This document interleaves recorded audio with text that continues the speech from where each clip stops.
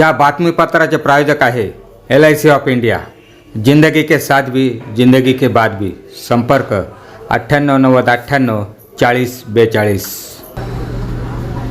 नमस्कार, बुलेटिन 13 न्यूजवर महत्त्वाची बातमी पाहत आहोत। बातमी येत आहे आता येवल्यातून। माजी नगरसेवक दत्ता निकम यांची राष्ट्रवादी काँग्रेस पार्टी विधानसभा मतदारसंघाच्या उपाध्यक्षपदी निवड। राज्याचे उपमुख्यमंत्री माननीय नामदार अजितदादा पवार तथा मंत्री छगन भुजबळ आणि प्रदेशाध्यक्ष सुनील तटकरे यांच्या सूचनेनुसार येवल्यातील माजी नगरसेवक दत्ता निकम यांची राष्ट्रवादी काँग्रेस पक्षाच्या येवला लासलगाव विधानसभा उपाध्यक्षपदी जिल्हाध्यक्ष रवींद्र नाना पगार यांनी निवड केली आहे।